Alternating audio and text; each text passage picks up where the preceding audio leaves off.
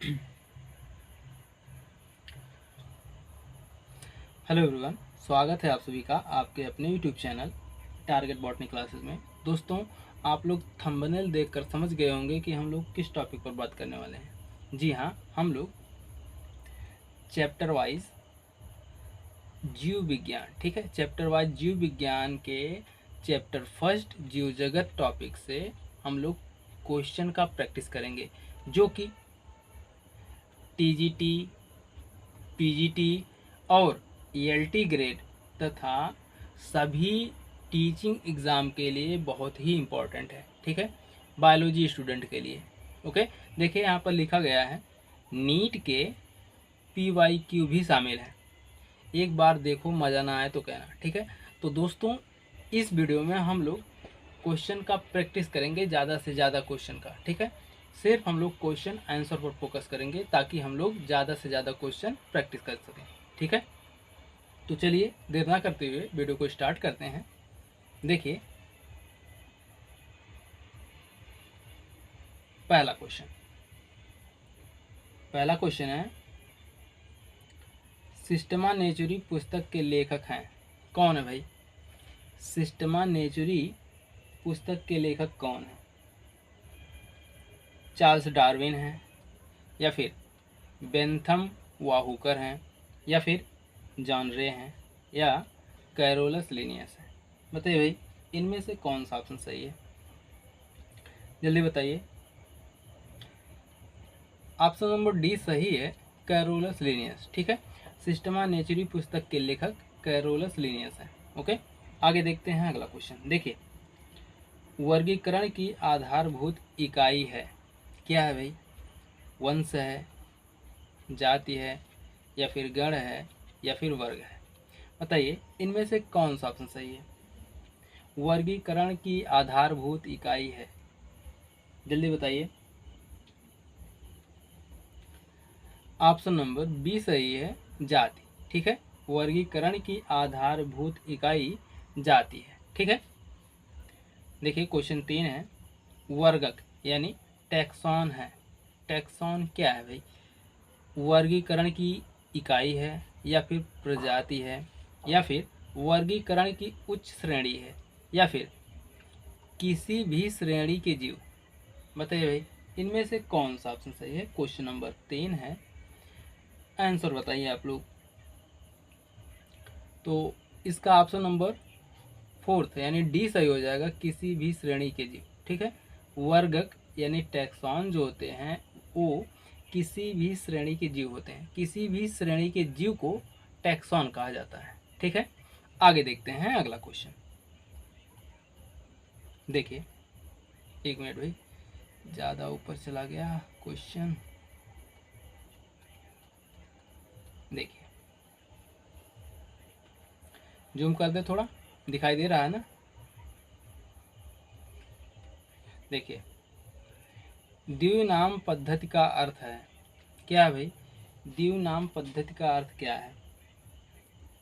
किसी प्रजाति के दो नाम, या फिर किसी प्रजाति का एक स्थानीय व एक वैज्ञानिक नाम, या फिर प्रजाति नाम के दो पद वंशीय व प्रजातीय नाम, या फिर किसी किसी बोल रहे हैं, या फिर जीव के दो जीवन चक्र? बताइए भाई, इनमें से कौन सा ऑप्शन सही है? क्वेश्चन नंबर 4, जल्दी बताइए। इसका ऑप्शन नंबर सी सही हो जाएगा। क्वेश्चन नंबर 4 का ऑप्शन नंबर सी सही हो जाएगा। प्रजाति नाम के दो पद वंशीय प्रजातीय नाम, ठीक। प्रजाति नाम के दो पद वंशीय व प्रजातीय नाम। ओके, आगे देखते हैं। देखिए, अगला क्वेश्चन है, क्वेश्चन नंबर 5 है। देखिए भाई, एक बार हम लोग हिंदी में पूरा 11th और 12th के क्वेश्चन का प्रैक्टिस करेंगे, ठीक है। एक बार हम लोग हिंदी माध्यम से क्वेश्चन का प्रैक्टिस करेंगे, और एक बार अंग्रेजी माध्यम से क्वेश्चन का प्रैक्टिस करेंगे, ठीक है। तो पहली बार बोले तो पहले टॉपिक है हिंदी माध्यम, ठीक है। पहले हम लोग हिंदी माध्यम से क्वेश्चन का प्रैक्टिस करेंगे, उसके बाद फिर जो है अंग्रेजी माध्यम से क्वेश्चन का प्रैक्टिस करेंगे, ठीक है। देखिए 5वां क्वेश्चन है, जाति वृत्तीय वर्गीकरण आधारित होते हैं, किस पर आधारित होते हैं भाई? जीवों के स्वभाव पर, जीवों की समानताओं पर, साझे विकासी संबंधों पर, या फिर जीवों के उपयोग पर। बताइए इनमें से कौन सा ऑप्शन सही है? Question number 5। जातीय वर्गीकरण आधारित होते हैं साझे और विकासीय संबंधों पर, ठीक है। ऑप्शन नंबर सी सही है। आगे देखते हैं। देखिए शब्द न्यू सिस्टमैटिक्स किसने प्रतिपादित किया? बताइए भाई, शब्द न्यू सिस्टमैटिक किसने प्रतिपादित किया? लेनियस, जूलियन हक्सले, या फिर डी कैंडोले, या फिर ओसवाल्ड टिक्को। बताइए इनमें से कौन सा ऑप्शन सही है? क्वेश्चन नंबर 6, जल्दी बताइए। ऑप्शन नंबर बी सही हो जाएगा, जूलियन हक्सले, ठीक है। जूलियन हक्सले ने न्यू सिस्टमैटिक का प्रतिपादन किया, ठीक है।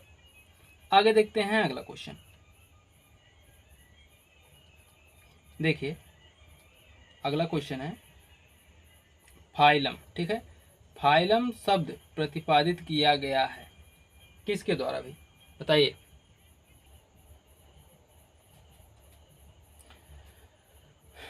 बताइए भाई किसने प्रतिपादित किया? फाइलम शब्द प्रतिपादित किसने किया भाई? ऑप्शन ए है कुवियर ने, या फिर थियोफ्रेस्टस ने, या फिर हेकल ने, या फिर लिनियस ने। बताइए इनमें से कौन सा ऑप्शन सही है? Question number 7। बताइए।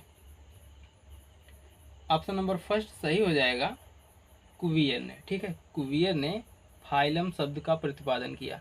ओके, आगे देखते हैं अगला क्वेश्चन। देखिए द्विनाम पद्धति में शामिल होने वाले नाम किसका प्रतिनिधित्व करते हैं? बताइए भाई। गण व वंश, या फिर कुल व वंश, या फिर वंश व प्रजाति, या फिर प्रजाति व किस्म या नस्ल। बताइए इनमें से कौन सा ऑप्शन सही है? द्विनाम पद्धति में शामिल होने वाले नाम किसका प्रतिनिधित्व करते हैं? ऑप्शन नंबर सी सही हो जाएगा, वंश व प्रजाति का, ठीक है। आगे देखते हैं अगला क्वेश्चन। देखिए क्वेश्चन नंबर 9 है, किसी लेखक या शोधार्थी द्वारा किसी प्रजाति के मूल प्रकाशन हेतु प्रयोग किया जाने वाला पदार्थ कहलाता है, क्या कहलाता है भाई? आइसोटाइप, सिनटाइप, होलोटाइप, या फिर लैक्टोटाइप। बताइए क्या कहलाता है? क्वेश्चन नंबर 9 है और इसका ऑप्शन नंबर सी सही हो जाएगा, होलोटाइप, ठीक है। आगे देखते हैं अगला क्वेश्चन। देखिए निम्न में से कौन सी वर्गीकरण की श्रेणी है? बताइए भाई इनमें से कौन सी वर्गीकरण की श्रेणी है? गण, कुल, संघ, ये सभी। बताइए कौन सा ऑप्शन सही होगा? ऑप्शन नंबर डी, ये सभी जो है वर्गीकरण की श्रेणियां हैं, ठीक है। गण, वंश, संघ, कुल, ये सभी, ठीक है। आगे देखते हैं। देखिए क्वेश्चन नंबर 11 है, दो या अधिक प्रजाति जो एक ही या अतिव्यापित क्षेत्र में पाई जाती हैं कहलाती हैं, क्या कहलाती हैं भाई? सिबलिंग, या फिर सिम्पैट्रिक, या फिर एलोपैट्रिक, या फिर सब स्पीसीज। बताइए भाई, इनमें से कौन सा ऑप्शन सही है। Question number 11, option number D सही हो जाएगा, सब स्पीसीज। ठीक है, दो या अधिक प्रजाति जो एक ही या अतिव्यापित क्षेत्र में पाई जाती हैं सब स्पीसीज कहलाती हैं। ठीक है, आगे देखते हैं अगला क्वेश्चन। देखिए अगला क्वेश्चन है, सब स्पीसीज हो गया, अब आ गया स्पीसीज। ठीक है, क्वेश्चन नंबर 12। ठीक है, क्वेश्चन नंबर 12 है, स्पीसीज शब्द का प्रथम बार किसने प्रयोग किया। कुत्ते भौंक रहे हैं भाई, क्या ही बताएं, कोई ना। देखिए, स्पीसीज शब्द का प्रथम बार किसने प्रयोग किया, बताइए भाई। जॉन रे, लिनियस, बेंथम व हुकर या फिर थियोफ्रेस्टस। बताइए इनमें से कौन सा ऑप्शन सही है। क्वेश्चन नंबर 12 है, स्पीसीज शब्द का प्रयोग जॉन रे ने किया था। ठीक है, ऑप्शन नंबर ए सही हो जाएगा। आगे देखते हैं अगला क्वेश्चन। देखिए, होमोसैपियंस। ठीक है, होमोसैपियंस किसका वैज्ञानिक नाम है। बहुत ही इजी क्वेश्चन है, एक क्वेश्चन गलत नहीं होना चाहिए भाई।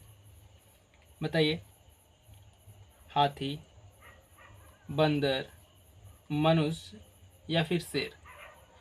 जल्दी बताइए कौन सा ऑप्शन सही होगा। क्वेश्चन नंबर 13,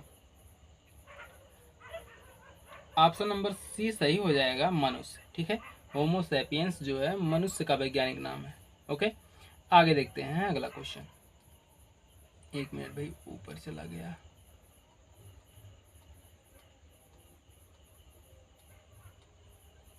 होमोसैपियंस आ गया। देखिए, वर्गीकरण का प्रथम पद है।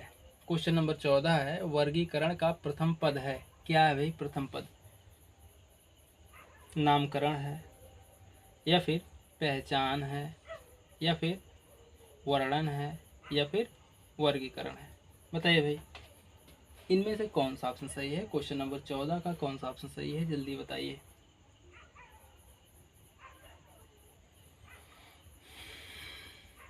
ऑप्शन नंबर सी सही हो जाएगा, वर्गीकरण का प्रथम पद वर्णन है। ठीक है, आगे देखते हैं अगला क्वेश्चन। देखिए, निम्न में से कौन सा एक समवर्ग या श्रेणी है। क्वेश्चन नंबर 15 है, वर्ग, प्राइमेट्स, कुल, वंश। बताइए इनमें से कौन सा ऑप्शन सही है। Question number 15, option number C सही हो जाएगा, प्राइमेट्स। ठीक है, एक समवर्ग या श्रेणी कौन है, प्राइमेट। ठीक है, प्राइमेट्स एक समवर्ग या श्रेणी है। आगे देखते हैं अगला क्वेश्चन। देखिए, एक मिनट। देखिए, क्वेश्चन नंबर 16 है, अनुवांशिक अंतर संबंधों पर आधारित न्यू सिस्टमैटिक्स कहलाती है, क्या कहलाती है भाई। ठीक है, न्यूमेरिकल टेक्सोनॉमी या फिर एक्सपेरिमेंटल टेक्सोनॉमी या फिर कीमो टेक्सोनॉमी या साइटो टेक्सोनॉमी। बताइए भाई, इनमें से कौन सा ऑप्शन सही है। क्वेश्चन नंबर 16, जल्दी बताइए। ऑप्शन नंबर बी सही हो जाएगा, एक्सपेरिमेंटल टेक्सोनॉमी। ठीक है, ये टेक्सोनॉमी है भाई, मात्रा थोड़ा सा डिसबैलेंस हो गया। अनुवांशिक अंतर संबंधों पर आधारित न्यू सिस्टमैटिक एक्सपेरिमेंटल टेक्सोनॉमी कहलाती है। ठीक है, आगे देखते हैं अगला क्वेश्चन। देखिए,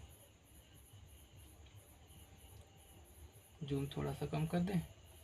ठीक, देखिए, वर्ग की श्रेणी कुल किसके बीच स्थित होता है। प्राणी, प्राणी बोल रहे हैं, क्या ही बताएं, प्रजाति व वंश या फिर वंश व गण या संघ व गण या फिर जगत व डोमेन। बताइए भाई, इनमें से कौन सा ऑप्शन सही है, जल्दी बताइए।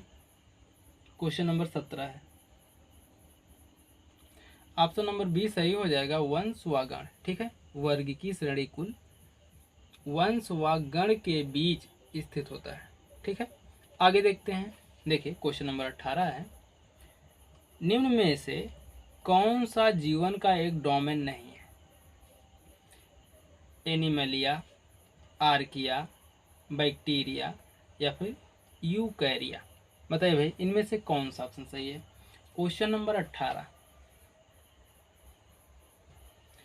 ऑप्शन नंबर ए सही हो जाएगा, एनिमलिया। ठीक है, एनिमलिया जीवन का एक डोमेन नहीं है। ठीक है, आगे देखते हैं अगला क्वेश्चन। देखिए, पैसर डोमेस्टिकस को आप किस नाम से जानते हैं? पैसर डोमेस्टिकस को आप किस नाम से जानते हैं? कुत्ता, मक्खी, गौरैया या फिर बिल्ली? बताइए कौन सा ऑप्शन सही है? Question number 19, option number C सही हो जाएगा, गौरैया। ठीक है, पैसर डोमेस्टिकस को हम गौरैया के नाम से जानते हैं। ओके, आगे देखते हैं अगला क्वेश्चन। देखिए, निम्न में से एक खुले तंत्र का प्रतिनिधित्व करता है। कौन करता है भाई खुले तंत्र का प्रतिनिधित्व? मेज, सिलाई मशीन, मक्खी या फिर ऑडिटोरियम? बताइए कौन सा ऑप्शन सही है? क्वेश्चन नंबर 20, क्वेश्चन नंबर 20 का ऑप्शन नंबर डी सही हो जाएगा, ऑडिटोरियम। ओके, ऑडिटोरियम एक खुले तंत्र का प्रतिनिधित्व करता है। ठीक है, आगे देखिए, क्वेश्चन नंबर 21 है, एक प्रजाति के सदस्य मुक्त रूप से अंतः प्रजनन करते हैं, प्रजनन नहीं करते हैं, एक साथ पाए जाते हैं, आकारिकी रूप से समान होते हैं? बताइए भाई, इनमें से कौन सा ऑप्शन सही है? Question number 21, option number first सही हो जाएगा, एक प्रजाति के सदस्य मुक्त रूप से अंतः प्रजनन करते हैं। ओके, आगे देखते हैं अगला क्वेश्चन। देखिए, एक मिनट भाई, ऊपर चला गया।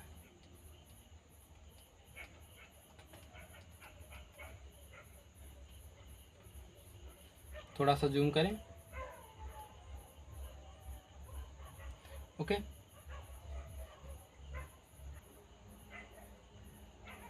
देखिए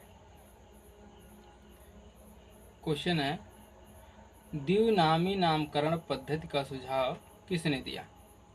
द्विनामी नामकरण पद्धति का सुझाव किसने दिया? Petekar, Mendel, Linnaeus, टिप्पो? बताइए भाई, इनमें से कौन सा ऑप्शन सही है? ऑप्शन नंबर सी सही हो जाएगा, लिनियस। ठीक है, लिनियस द्विनामकरण पद्धति का सुझाव दिया था। ओके, आगे देखते हैं। सबसे छोटा समवर्ग है वर्ग, ऑर्डर, वंश, प्रजाति? बताइए भाई, इनमें से कौन सा ऑप्शन सही है? ऑप्शन नंबर डी सही हो जाएगा, प्रजाति। प्रजाति जो है सबसे छोटा समवर्ग है।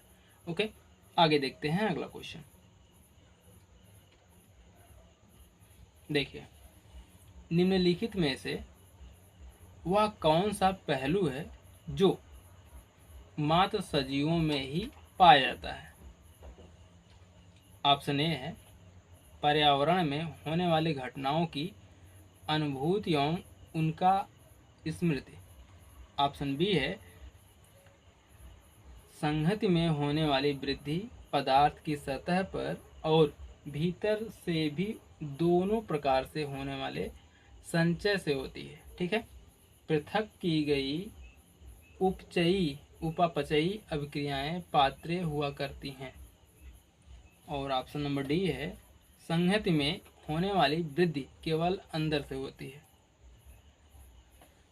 बताइए भाई, कौन सा ऑप्शन सही है? क्वेश्चन नंबर 3 नहीं है, बसते जो है जितने भी बायोलॉजी के क्वेश्चन हैं एनिमल किंगडम के, जीव जगत के सभी क्वेश्चन को हमने शामिल किया है। तो नंबर्स पर मत ध्यान दीजिए, आप लोग क्वेश्चन पर फोकस करिए, ठीक है। बताइए भाई कौन सा ऑप्शन सही है? ऑप्शन नंबर फर्स्ट ही सही है। पर्यावरण में होने वाली घटनाओं की अनुभूति एवं उनकी स्मृति, ठीक, उनकी स्मृति, उनकी है भाई, उनकी, ठीक है। आगे देखते हैं अगला क्वेश्चन।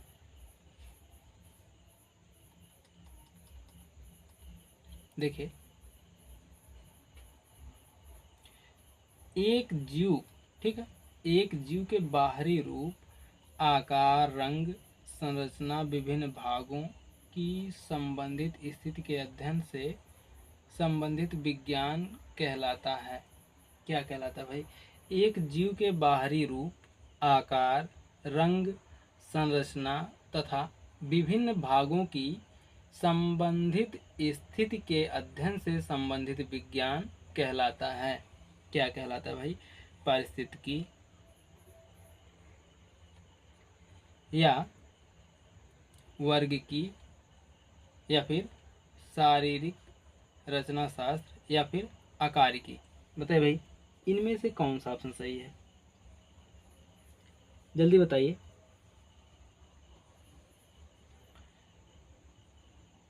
ऑप्शन नंबर डी सही है, आकारिकी, ठीक है। आगे देखते हैं अगला क्वेश्चन। देखिए, हर्बेरियम सीट के लेबल पर निम्न में से किस की जानकारी नहीं होती है? हर्बेरियम सीट के लेबल पर निम्न में से किसकी जानकारी नहीं होती भाई?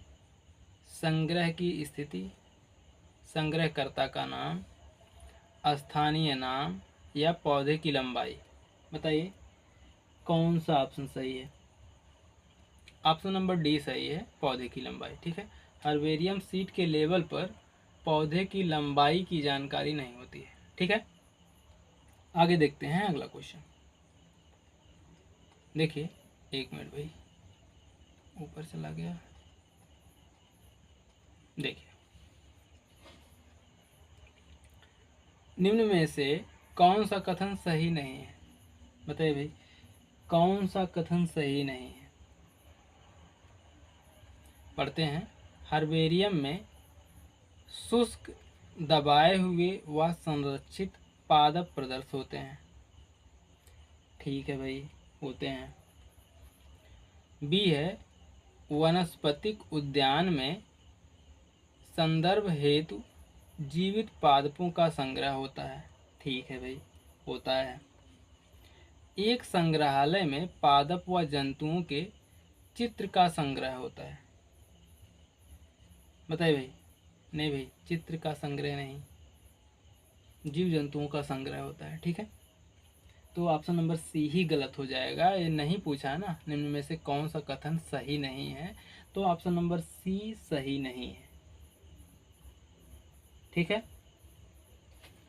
और डी है, कुंजी या की पदार्थों की पहचान हेतु एक वर्गीकीय सहायता साधन है। ठीक है भाई, तो इसका ऑप्शन नंबर सी सही हो जाएगा इस क्वेश्चन के अकॉर्डिंग। आगे देखते हैं अगला क्वेश्चन। देखिए, एक मिनट भाई,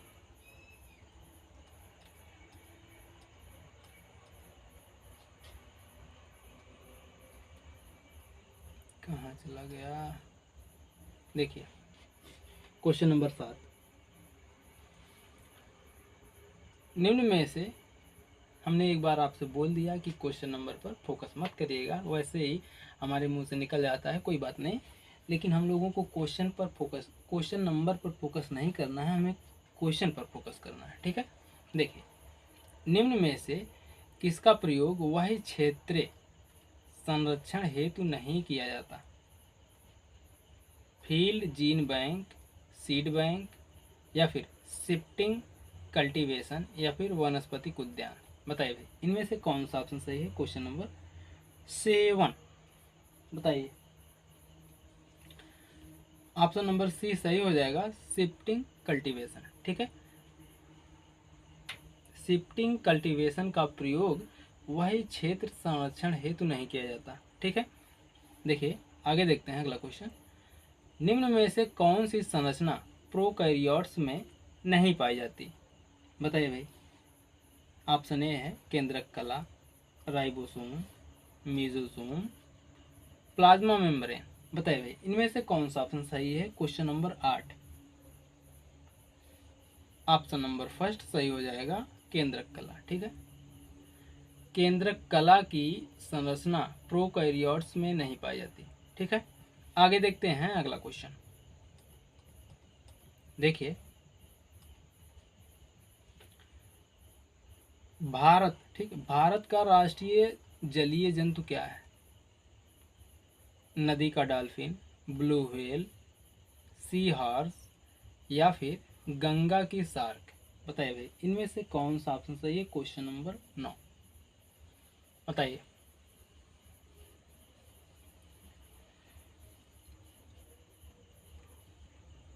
ऑप्शन नंबर ए सही हो जाएगा, नदी का डॉल्फिन। ठीक है, भारत का राष्ट्रीय जलीय जंतु नदी का डॉल्फिन है। आगे देखते हैं अगला क्वेश्चन।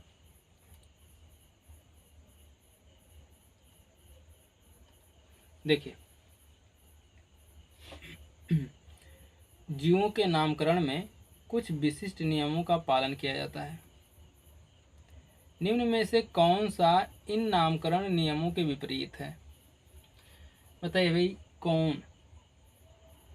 वैज्ञानिक नाम में पहला शब्द वंश तथा द्वितीय शब्द जाति का प्रतिनिधित्व करता है। ठीक है भाई।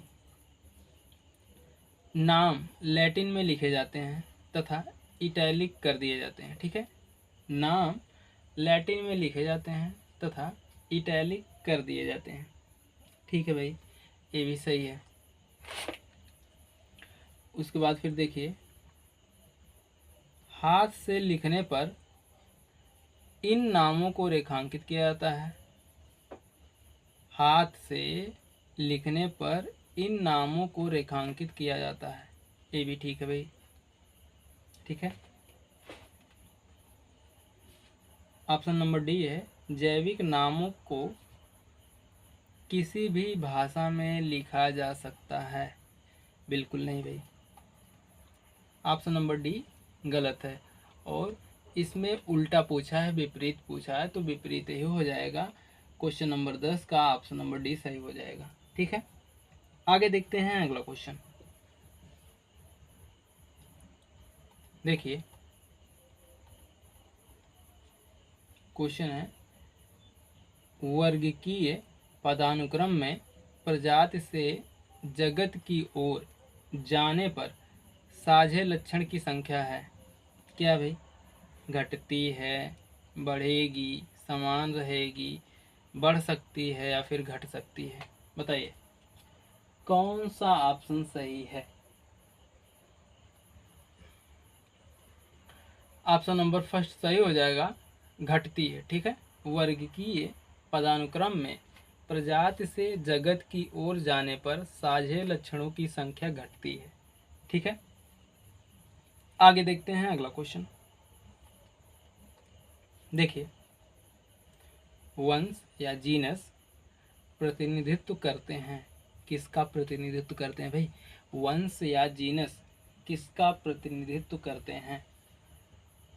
व्यक्तिगत पौधे या जंतु का, या फिर पौधों या जंतुओं के एक समूह का, या फिर पादपों या जंतुओं की घनिष्ठ रूप से संबद्ध जातियों के समूह का, या फिर इनमें से किसी का नहीं? बताइए भाई कौन सा ऑप्शन सही है इसमें? इस क्वेश्चन के अकॉर्डिंग ऑप्शन नंबर सी सही हो जाएगा, पादपों या जंतुओं की घनिष्ठ रूप से संबद्ध जातियों के समूह का। ठीक है, आगे देखते हैं अगला क्वेश्चन। देखिए, अगला क्वेश्चन है, थोड़ा छोटा कर दे भाई। देखिए, वनस्पतिक उद्यान व जंतु पार्क में होता है। क्या होता है भाई? वनस्पति उद्यान व जंतु पार्क में क्या होता है? केवल जीवित स्थानिक यानी एंडेमिक प्रजातियों का संग्रह, या फिर केवल विदेशी जीवित प्रजातियों का संग्रह, या फिर स्थानिक व विदेशी जीवित प्रजातियों का संग्रह, या केवल स्थानीय पादपों व जंतुओं का संग्रह। बताइए भाई, इनमें से कौन सा ऑप्शन सही है? जल्दी बताइए। ऑप्शन नंबर सी सही हो जाएगा, स्थानिक व विदेशी प्रजातियों का संग्रह। ठीक, वनस्पति उद्यान व जंतु पार्क में स्थानिक व विदेशी जीवित प्रजातियों का संग्रह होता है। ठीक है, आगे देखते हैं अगला क्वेश्चन। देखिए अगला क्वेश्चन है, थोड़ा सा जूम कर दें भाई। देखिए, निम्न में से कौन सा जीवधारियों का विभेदक लक्षण है? बताइए भाई, इनमें से कौन सा जीवधारियों का विभेदक लक्षण है? वृद्धि, ध्वनि उत्पन्न करने की क्षमता, या प्रजनन, या बाह्य उद्दीपनों के प्रति अनुक्रिया। बताइए भाई, कौन सा ऑप्शन सही है? इसका ऑप्शन नंबर डी सही हो जाएगा, बाह्य उद्दीपनों के प्रति अनुक्रिया। ओके, आगे देखते हैं अगला क्वेश्चन। देखिए, जंतुओं के वर्गीकरण में वर्गीकी इकाई फाइलम में पादपों के वर्गीकरण के किस पदानुक्रम स्तर के समतुल्य है? वर्ग, गण, डिवीजन, कुल। बताइए भाई, कौन सा ऑप्शन सही है? जल्दी बताइए।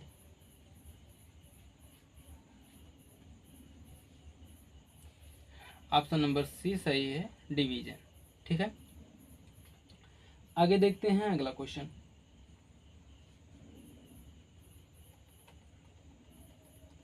देखिए, एक मिनट भाई, थोड़ा सा जूमिंग पावर कम करते हैं। क्वेश्चन दिख रहा है ना?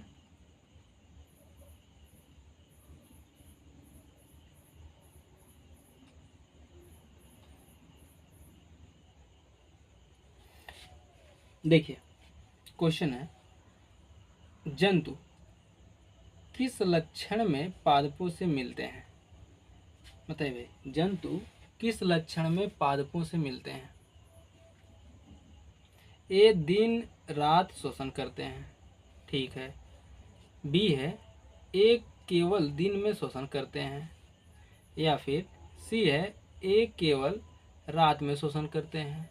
और डी है, ए जब चाहे श्वसन करते हैं। बताइए भाई, इनमें से कौन सा ऑप्शन सही है? जंतु किस लक्षण में पादपों से मिलते हैं? बताइए। ऑप्शन नंबर ए ही सही हो जाएगा, ए दिन और रात श्वसन करते हैं। दोनों जंतु और पादप दोनों ही दिन और रात श्वसन करते हैं। ठीक है, आगे देखते हैं अगला क्वेश्चन। देखिए, क्वेश्चन नंबर 2, जीवन का मूलभूत लक्षण है।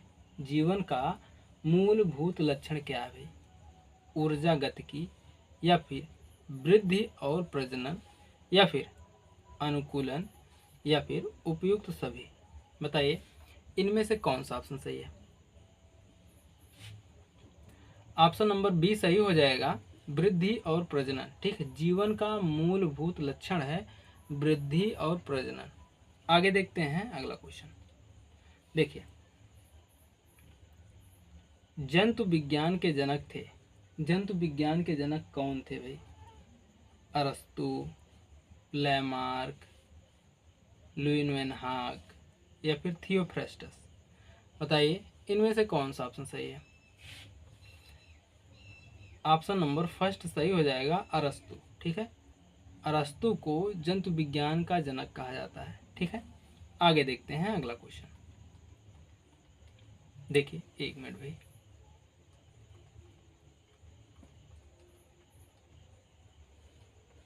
क्या ही बताएं भाई, PDF। देखिए श्वसन प्रक्रिया है, क्या है भाई श्वसन प्रक्रिया, बताइए। उपचयन, उपापचय, अपचयन या फिर प्रकाशानुवर्तन, बताइए इनमें से कौन सा ऑप्शन सही है। क्वेश्चन नंबर 4, जल्दी बताइए। ऑप्शन नंबर सी सही हो जाएगा, अपचयन। श्वसन जो होता है वह अपचयन प्रक्रिया है। ओके, आगे देखते हैं अगला क्वेश्चन।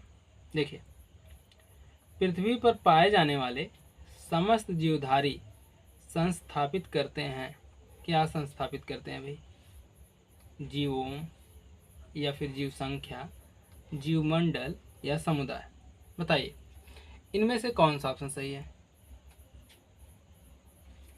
ऑप्शन नंबर फर्स्ट सही है, जीवोम। ठीक है, पृथ्वी पर पाए जाने वाले समस्त जीवधारी जीवोम यानी बायोम संस्थापित करते हैं। ठीक है, आगे देखते हैं अगला क्वेश्चन। सजीव तंत्र होता है एक प्रकार का खुला तंत्र, बंद तंत्र, ये भी दोनों, उपयुक्त में से कोई नहीं, बताइए। सजीव तंत्र एक प्रकार का क्या होता है भाई, ऑप्शन नंबर ए सही है, खुला तंत्र। ठीक है, सजीव एक प्रकार का खुला तंत्र है। ठीक है, आगे देखते हैं।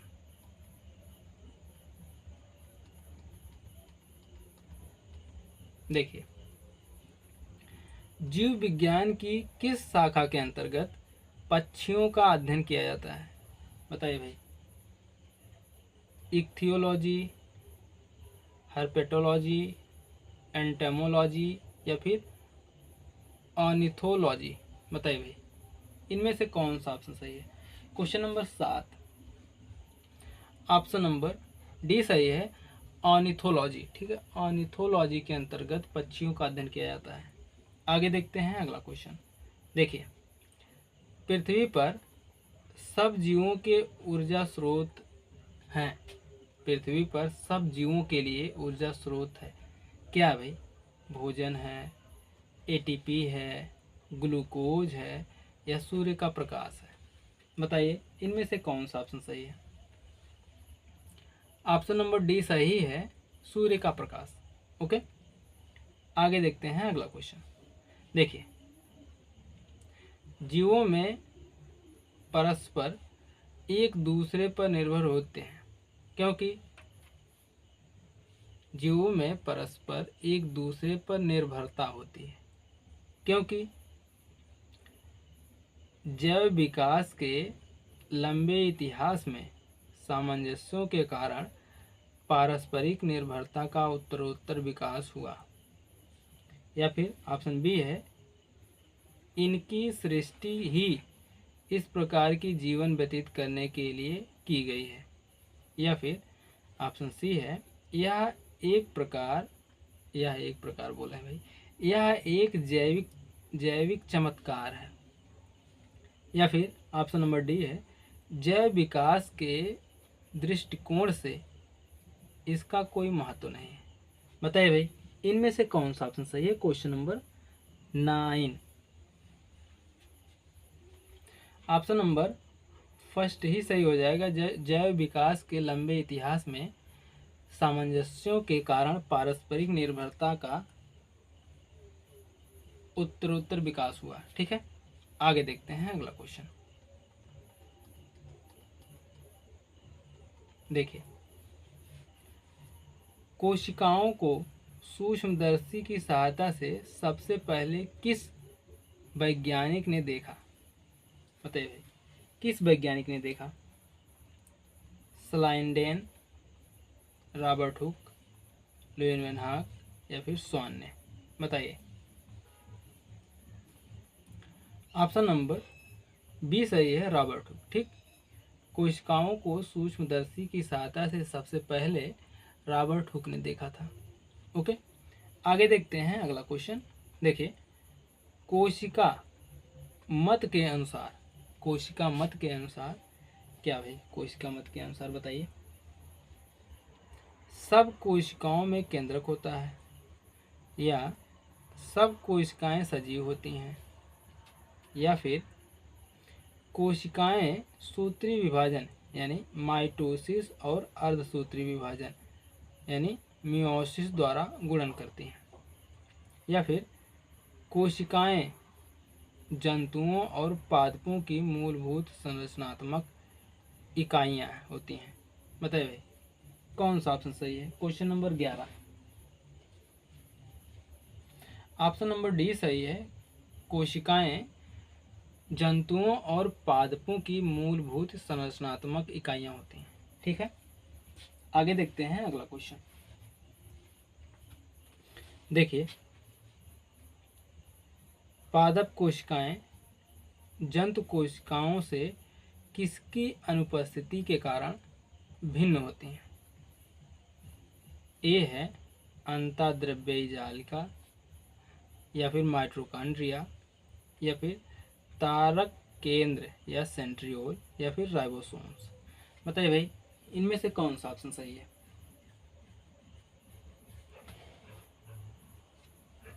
जल्दी बताइए।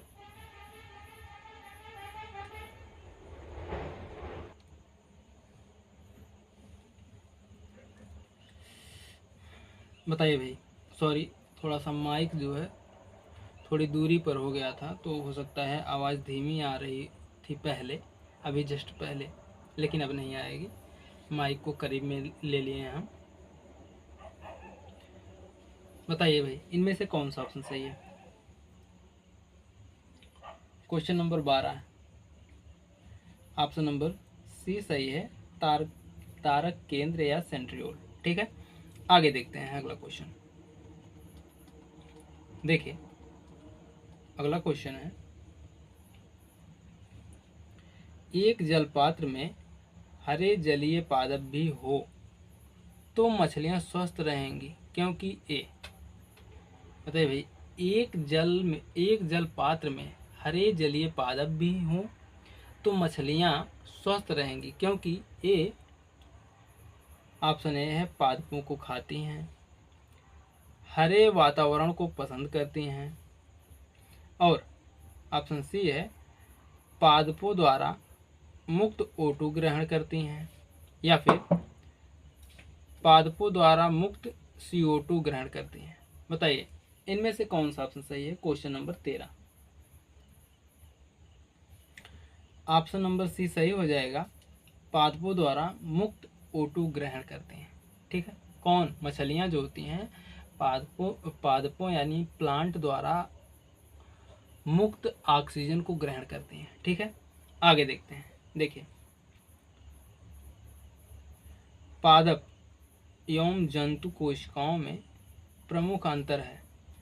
प्लांट और एनिमल सेल्स में एक मुख्य अंतर क्या है। ऑप्शन ए है पादप कोशिकाओं में दृढ़ कोशिका भित्ति का अभाव होता है। ऑप्शन बी है जंतु कोशिकाओं में बड़ी रिक्तकाएं होती हैं। ऑप्शन सी है पादप कोशिकाओं में छोटी रिक्तकाएं होती हैं। ऑप्शन डी है जंतु कोशिकाओं में दृढ़ कोशिका भित्ति का अभाव होता है। बताइए इनमें से कौन सा ऑप्शन सही है। Question number 14, option number D सही हो जाएगा, जंतु कोशिकाओं में दृढ़ कोशिका भित्ति का अभाव। ठीक है, आगे देखते हैं। देखिए पैलियोंटोलॉजी, ठीक है, पैलियोंटोलॉजी के अंतर्गत अध्ययन होता है। किसका अध्ययन होता है भाई, जीवाश्मों का या फिर प्राइमेट्स का या फिर विलुप्त जंतुओं का या फिर हड्डी का। बताइए इनमें से कौन सा ऑप्शन सही है। ऑप्शन नंबर फर्स्ट सही है, जीवाश्मों का। ठीक है, पैलियोंटोलॉजी के अंतर्गत जीवाश्मों का अध्ययन होता है। ठीक है, आगे देखते हैं अगला क्वेश्चन। देखिए अगला क्वेश्चन है, एक मिनट भाई, क्वेश्चन नंबर 16।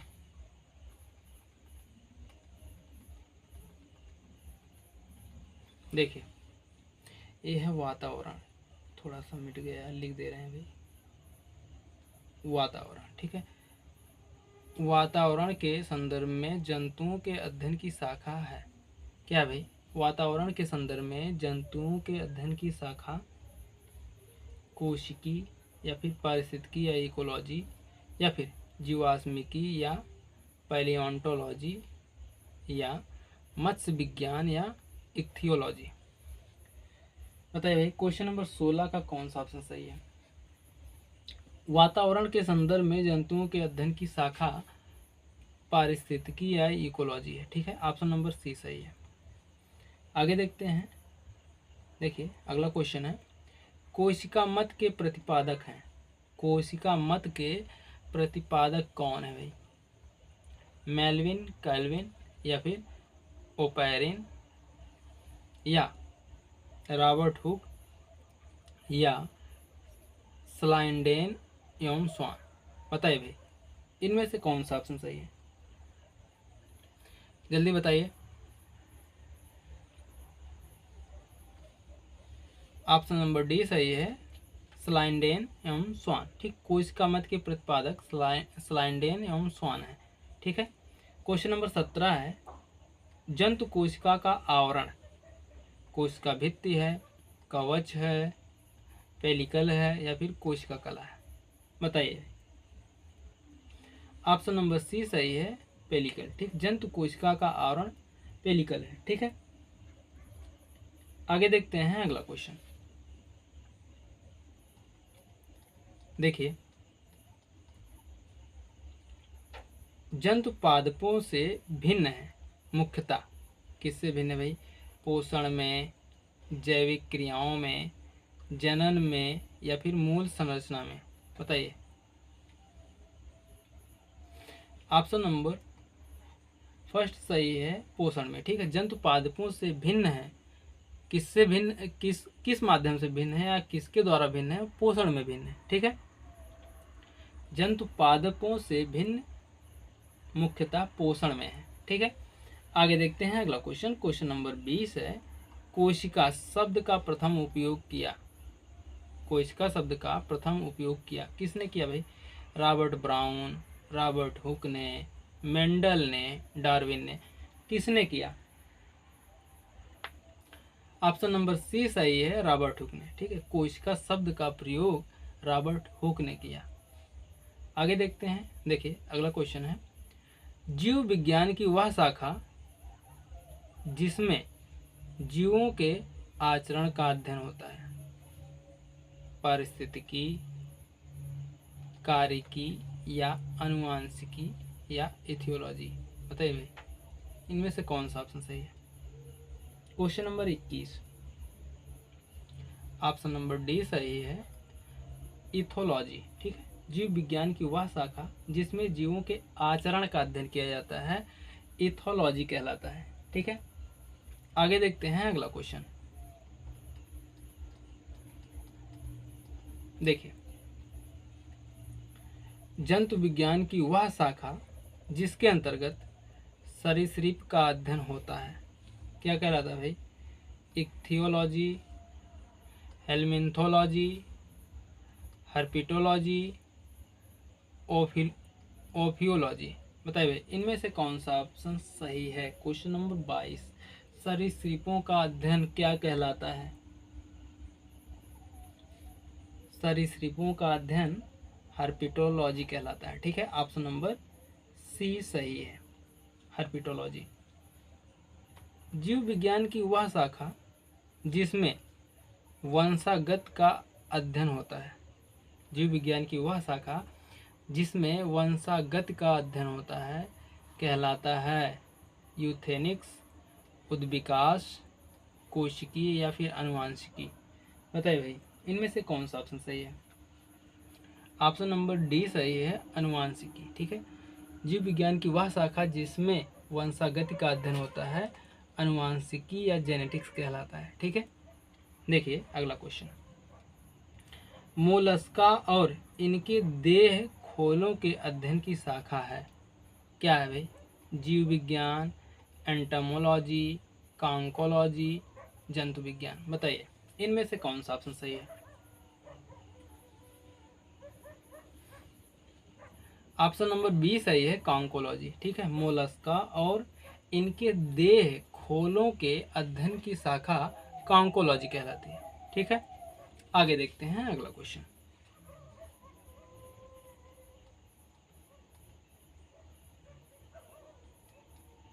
देखिए अगला क्वेश्चन है,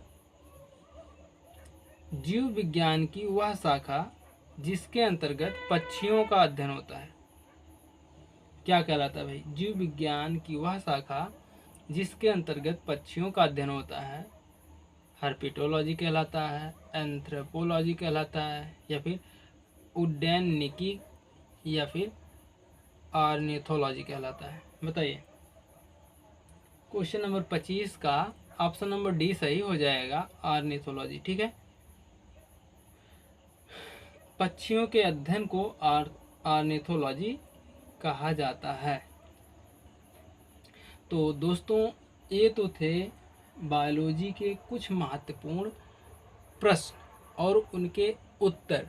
ठीक है, हम लोग ऐसे ही बायोलॉजी का चैप्टर वाइज क्वेश्चन का प्रैक्टिस करेंगे। ठीक है, जो कि टीजीटी, पीजीटी, ईएलटी ग्रेड और सभी शिक्षक भर्तियों के लिए बहुत ही इम्पोर्टेंट है। तो वीडियो कैसी लगी कमेंट करके ज़रूर बताइएगा। मिलते हैं नेक्स्ट वीडियो में, तब तक के लिए जय हिंद, जय भारत, वंदे मातरम।